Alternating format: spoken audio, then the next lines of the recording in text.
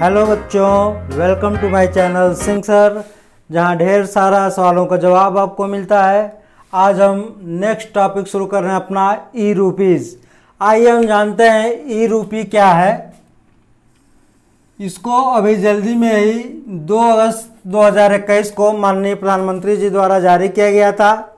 यह एक electronic voucher है। इलेक्ट्रॉनिक वाउचर नाम सुनने से इसका मतलब ये कतई ना समझिएगा कि अब हमको बैंक से पैसा नहीं मिलेगा अथवा एटीएम से पैसा नहीं मिलेगा। यह जो वाउचर बनाया गया है ये किसी निश्चित उद्देश्य को पूरा करने के लिए बनाया गया है। इसकी ज़रूरत क्यों पड़ी इलेक्ट्रॉनिक वाउचर बनाने की, पहले इसको हम समझते हैं। इलेक्ट्रिक वाउचर बनाने के लिए सबसे पहला जरूरी चीज़ है कि जिस धन का सरकार हमारे लिए भेज रही थी उसका कहीं ना कहीं दुरुपयोग हो रहा था। जैसे मान लीजिए प्रधानमंत्री आवास योजना के लिए केंद्र सरकार लाभार्थी के खाते में पैसे भेजती है। सपोज कर लीजिए कि उसने 50,000 रुपये खाते में भेजा, लेकिन लाभार्थी क्या करता था, 50,000 रुपया तो निकाल लिया, लेकिन उस 50,000 का पूरा प्रयोग अपने आवास बनाने में खर्च नहीं करता था। 50,000 निकाला, 30,000 रुपया गया, दीवार चलवा लिया, ईंट वगैरह खरीद लिया। अब 20,000 रुपये से उसमें निकाल के घर के अन्य खर्चे या अन्य किसी जरूरी काम के लिए खर्च कर दिया। तो ये जो धन का दुरुपयोग होता था, दुरुपयोग करने का मतलब सरकार जिस उद्देश्य की पूर्ति के लिए लाभार्थी को पैसा देती थी वह उद्देश्य कहीं ना कहीं पूरा नहीं हो पाता था। तो इसको रोकने के लिए डिजिटल इंडिया ट्रांजैक्शन में जहां हम प्रतिदिन एक एक कदम बढ़ा रहे हैं, उसी दिशा में भारत सरकार ने एक कदम और आगे बढ़ा और डिजिटल वाउचर को लॉन्च किया। इसकी ज़रूरत वहाँ भी पड़ती है जहाँ पे बिचौलिया होते हैं। बिचौलिया का मतलब सरकार लाभार्थी तक तो पैसा भेजती है, लेकिन लाभार्थी तक पहुँचते पहुँचते वो पैसा आधा हो जाता है या आधे से कम हो जाता है। वो पैसा बीच में कहीं ना कहीं अधिकारियों द्वारा या किसी स्तर पे कहीं ना कहीं निकाल लिया जाता था। हमारे एक पूर्व प्रधानमंत्री जिन्होंने बड़े मन से कहा था कि हम केंद्र से 100 रुपया लाभार्थी तक भेजते हैं, लेकिन वो लाभार्थी तक पहुँचते मात्र 55 रुपया पहुँच पाता है। ये 45 रुपया कहाँ चला गया? इसी को रोकने के लिए इस इलेक्ट्रॉनिक वाउचर का यूज किया जा रहा है। सबसे बड़ा इसकी जरूरत पड़ती है टारगेट बेस्ड एम को पूरा करने के लिए। ये टारगेट बेस्ड एम क्या है, इसको समझने का हम प्रयास करेंगे। जैसे मान लीजिए किसी किसान को फर्टिलाइजर पे सब्सिडी देनी है, खाद खरीदने के लिए उसको सब्सिडी देनी है। यदि उसके खाते में 4,000 रुपया गवर्नमेंट दे दी तो क्या करता है, किसान 4,000 रुपये निकालता है, 2,000 रुपये की अपना फर्टिलाइजर देता है और 2 रुपया किसी न किसी अन्य खर्च में, आवश्यक खर्च में उसको समाप्त कर देता है। तो जो गवर्नमेंट का टारगेट बेस एम हुआ, कहने का मतलब जो फर्टिलाइजर पे उसको सब्सिडी दिया गया जिस किसान को, जो गवर्नमेंट का एम था वो एम तो कहीं पूरा होता दिख नहीं रहा है। तो इस एम को पूरा करने लिए भी ये इलेक्ट्रॉनिक वाउचर जारी किया गया है। एक्चुअल में सरकारें जो पैसा भेजती थी वास्तव में उस मद में खर्च होता है कि नहीं, इसकी ट्रेसिंग और ट्रैकिंग भी नहीं हो पाती थी। सरकार जान नहीं पाती थी कि हमने जिस योजना के लिए उस पैसे को भेजा है उसका सही उपयोग हो रहा है कि नहीं। इस कमी को देखते हुए ये इलेक्ट्रॉनिक वाउचर का यूज किया जा रहा है। डीबीटी देखिए, इन सब दुरुपयोगों को रोकने के लिए सरकार ने डीबीटी योजना लॉन्च की थी। डीबीटी योजना आपने नाम सुना होगा, जनधन खाता जिसमें खुलता था। जनधन खाते में किसी भी लाभार्थी को डायरेक्ट गवर्नमेंट द्वारा पैसा ट्रांसफर कर दिया जाता था, लेकिन उसमें भी कहीं न कहीं बिचौलिए अपनी सेधमारी कर जाते थे। उसमें भी किसान पैसा तो ले लेता था, आदमी पैसा तो बैंक से निकाल लेता था, लेकिन जिस मद में उसको खर्च करना चाहिए था, जहां इसको यूज करना चाहिए था, वो पैसा वहां एक्चुअल में यूज नहीं हो पाता था, जिससे जो गवर्नमेंट का टारगेट था वो पूरा नहीं हो पाता था। इसी को पूरा करने के लिए ये हमारा ई रूपीज़ का लॉन्च किया गया है। ई रूपीज़ एक इलेक्ट्रॉनिक वाउचर है जिसको डिजिटल पेमेंट सॉल्यूशन नाम दिया गया है। क्या नाम दिया गया है? Digital payment solution. ये जो इलेक्ट्रॉनिक वाउचर है वो कैशलेस है। कैशलेस का मतलब कि फिजिकली वो पैसा नहीं है। कॉन्टेक्टलेस है। कॉन्टेक्टलेस का मतलब उसको हम हाथ से छू नहीं सकते हैं। और स्पेसिफिक पर्सन, हमारी बात समझिएगा, स्पेसिफिक पर्सन यानी किसी विशेष व्यक्ति को स्पेसिफिक एम यानी विशेष उद्देश्य की पूर्ति करने के लिए इस वाउचर का प्रयोग किया गया है, इस वाउचर का निर्माण किया गया है, इस इलेक्ट्रॉनिक वाउचर को जारी किया गया है। ये किसके सहयोग से बना है इसको थोड़ा सा जान लें, फिर आगे बढ़ते हैं अपने टॉपिक की तरफ। एक एनपीसीआई होती है, एनपीसीआई जो भीम ऐप आपका नाम सुने होंगे, यूपीआई का आप नाम सुने होंगे, उसको भी लॉन्च यही एनपीसीआई ने किया था। एनपीसीआई एक ऐसी संस्था है जिसको हम national payment corporation of India के नाम से जानते हैं। क्या है NPCI? National payment corporation of India. ये जो डिजिटल लेन देन होता है इस पे नजर बनाए रखती है। एनपीसीआई का काम national payment corporation of India जो डिजिटल ट्रांजैक्शन होता है उस पे अपनी नजर रखती है।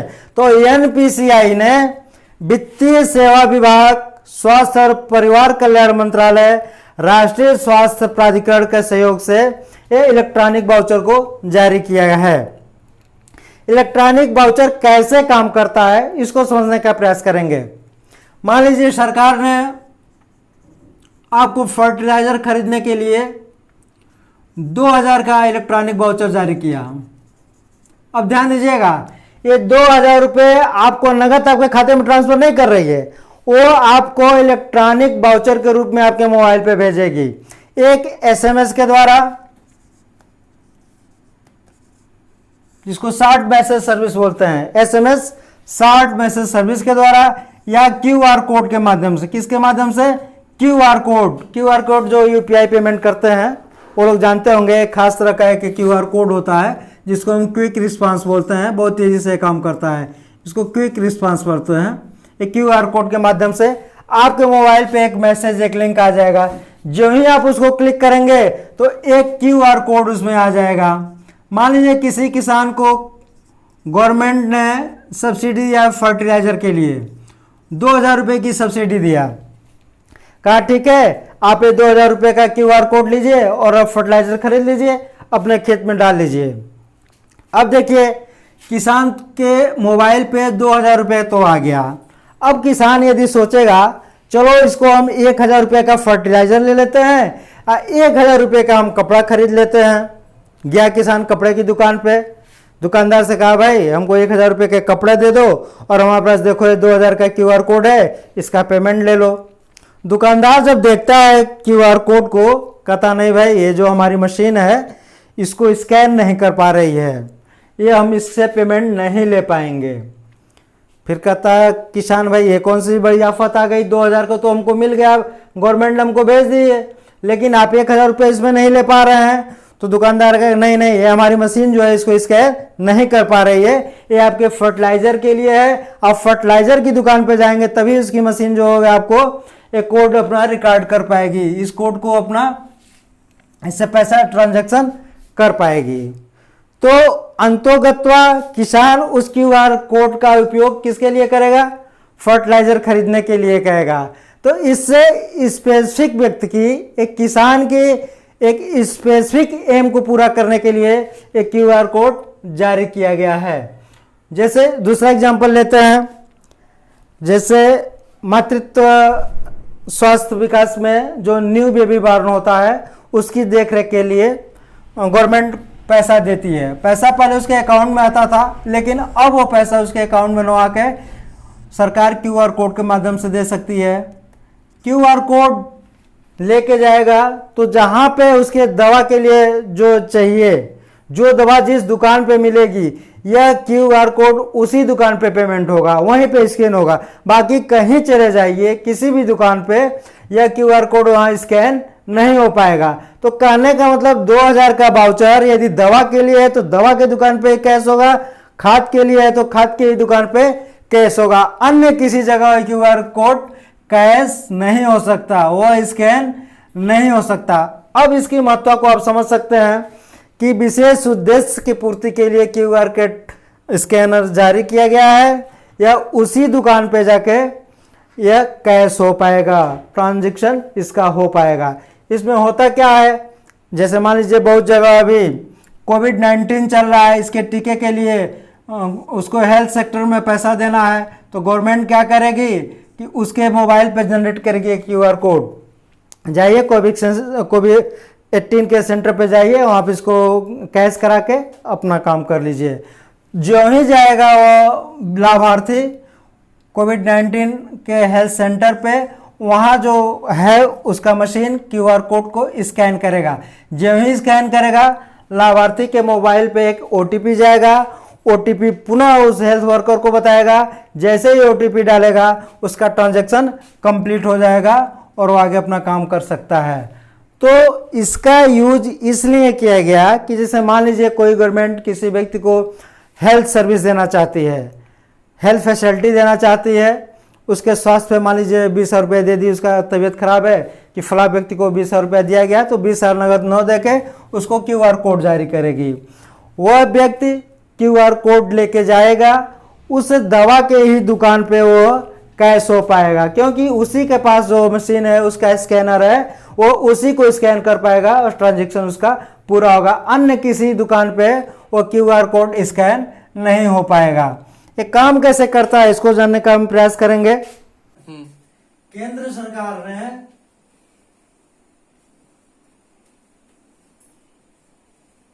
11 बैंकों से साझेदारी की है, 11 बैंकों से, जिसमें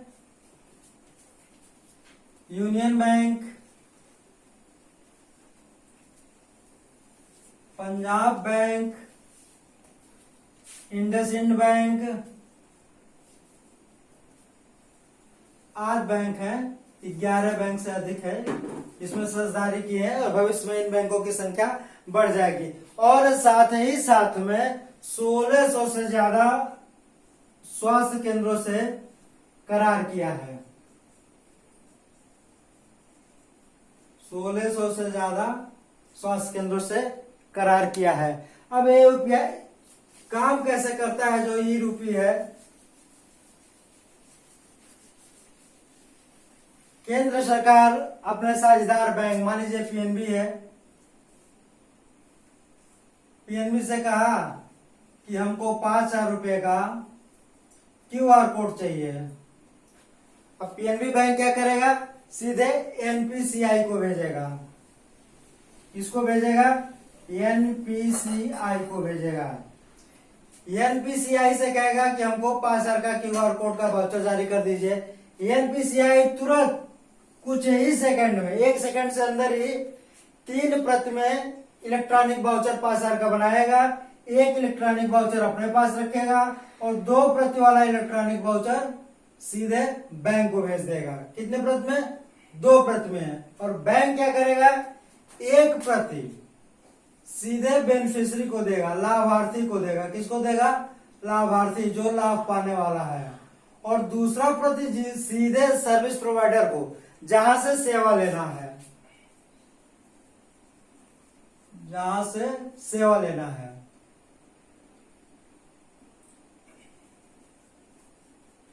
अब ध्यान दीजिएगा, गवर्नमेंट किसको ऑर्डर की, बैंक को, जो उसके साझेदार बैंक है। बैंक किसको बोला, एनपीसीआई को, कि भैया हमको 5,000 का क्यूआर कोड जारी कर दीजिए। ये एनपीसीआई 3 प्रति में, कितने प्रति में, 3 प्रति में इलेक्ट्रॉनिक वाउचर जारी करेगा। एक तो अपने पास रखेगा, भविष्य में यदि कोई विवाद होता है तो उसके निपटारे के लिए, और 2 वाउचर क्या करेगा, सीधा बैंक को ट्रांसफर करेगा। बैंक क्या करेगा, 1 वाउचर तो लाभार्थी को देगा और 1 वाउचर किसको देगा, जहां से सेवा प्रोवाइड कराया जाएगा। जैसे मान लीजिए किसान लाभार्थी है, उसको 5,000 रुपया दिया सरकार ने कि तुमको 5,000 फर्टिलाइजर पे सब्सिडी दे रहे हैं, तो 5,000 रुपए का एक क्यूआर कोड लेके जब किसान किसी और दुकान पे जाएगा, मान लीजिए वो कपड़े की दुकान पे चला गया या फल की दुकान पे चला गया, किसी अन्य जरूरत के सामान कोई खाने वाला सामान खरीदने की दुकान पे चला गया, तो जहां वहां पे जाके जब स्कैन कराएगा तो स्कैन हो ही नहीं पाएगा, क्योंकि जो दूसरा प्रति है बैंक ने सीधे फर्टिलाइजर, भारत में जहां जहां फर्टिलाइजर बिकता है उसको प्रोवाइड कराया है। उसकी 2 कॉपी, दूसरी प्रति जो है जहां जहां फर्टिलाइजर बिकता है उसको उपलब्ध कराया है। इसीलिए जब भी ये स्कैन करेगा तो सीधे जहां फर्टिलाइजर वाली मशीन है, फर्टिलाइजर की दुकान पे जो मशीन रखी हुई है वही इसको स्कैन कर पाएगा, वही इसका ट्रांजैक्शन पूरा हो पाएगा, किसी अन्य जगह पे नहीं। कहने का मतलब हमेशा एक प्रति लाभार्थी को, यदि मान लीजिए कोई कंपनी, निजी क्षेत्र की भी कंपनी है, इसमें काम करेंगे, कोई निजी क्षेत्र की कंपनी अपने किसी कर्मचारी को कहा कि भैया तुम जाओ और ताज होटल का ये 10,000 का वाउचर ले लो, वहां जाके रूम लेके ठहर जाना। अब वो कर्मचारी गया, कहा नहीं ताज होटल में हम नहीं जाएंगे, हम कुछ इसमें से पैसा बचा लेते हैं और हम दूसरे होटल में, मान लीजिए ओबराय होटल में चला गया। और जब ओबराय होटल में वो पेमेंट करने जाएगा तो उसका जो मशीन है ओबराय होटल का, इसको स्कैन नहीं कर पाएगा। क्यों नहीं कर पाएगा? कि जो एनपीसीआई ने बना के भेजा था, एक तो उस लाभार्थी को भेज दिया गया और दूसरा जो इसका क्यूआर कोड है सीधे ताज होटल को सेंड किया गया, न कि ओबराय होटल को सेंड किया गया है। तो जब भी ये स्कैन होगा उसका क्यूआर कोड सीधे ताज होटल से स्कैन होगा, न कि ओबराय होटल से कैश होगा। अब तो बात समझ में आ गई कि ई रूपी का क्यों जारी किया गया है, इसका वर्क क्या है या कैसे काम करता है। सबसे बड़ी फैसिलिटीज इसमें देखने को हमको मिल रही है कि इसमें किसी प्रकार का कोई रजिस्ट्रेशन हमको नहीं कराना है। तमाम जो ऐप लोड किए जाते हैं उसमें वो रजिस्ट्रेशन करना पड़ता है, उसमें उसका केवाईसी देना पड़ता है। तो इन तमाम झंझटों से मुक्ति मिल गई है, इसमें कोई रजिस्ट्रेशन की जरूरत नहीं है। दूसरे नंबर पे इसमें किसी ऐप को डाउनलोड नहीं करना है। जैसे तमाम बीप ऐप है, तमाम ऐसे ऐप हैं जो लोड करने पड़ते हैं, तो क्यूआर कोड को यूज करने के लिए न तो रजिस्ट्रेशन की जरूरत हमको पड़ेगी और ना ही किसी ऐप की जरूरत पड़ेगी। यदि आपके पास नेटवर्क नहीं है तो भी हमारा काम चल जाएगा। नेटवर्क किसको जरूरत पड़ेगी? जो सर्विस प्रोवाइडर है उसको जब वो स्कैन करेगा तब उसको नेटवर्क की जरूरत पड़ेगी, हमको नेटवर्क की जरूरत नहीं पड़ेगी। यदि हमारे पास नेटवर्क वीक है तो भी हमको क्यूआर कोड मिल जाएगा। और सबसे बड़ी बात, जिनके पास स्मार्टफोन नहीं है, कीपैड वाले फोन है, उनको भी यह कोड के रूप में एसएमएस के माध्यम से एक कोड मिल जाएगा जिसका ट्रांजैक्शन संभव है। ऐसा नहीं है कि केवल हमारे पास स्मार्टफोन है तभी हम इसका ट्रांजैक्शन कर पाएंगे। तो तमाम ऐसी फैसिलिटीज हैं जो हमको इलेक्ट्रॉनिक वाउचर में मिल रही है। मैं समझ रहा हूं कि अब डिजिटल इंडिया और डिजिटल ट्रांजैक्शन की तरफ हमारा देश आगे बढ़ रहा है, उसमें निश्चित रूप से यह एक और आगे बढ़ने की दिशा में कदम होगा। और आने वाले समय में, जैसे बहुत पहले एटीएम से पैसा निकालने में लोग घबराया करते थे, बहुत कम एटीएम पे जाते थे, लेकिन आज देखिए एटीएम सबके चलन में आ गया है। वैसे अभी नया लॉन्चिंग है, इसमें कुछ तो दिक्कत लोगों के सामने अभी समझने में आएगी, लेकिन जैसे जैसे समय बीतता जाएगा ये बहुत ही सरल लगने लगेगा और इसका बहुत ज्यादा लाभ देखने को मिलेगा। और गवर्नमेंट निश्चित रूप से अपने योजनाओं को सीधे उस लाभार्थी तक पहुंचाएगी और उसका कहीं न कहीं लाभ पूरे देश को और सरकार को देखने का मिलेगा। इसी के साथ इस टॉपिक को आज यहीं समाप्त करते हैं। बहुत बहुत धन्यवाद। फिर अगले दिन मिलते हैं नए टॉपिक के साथ।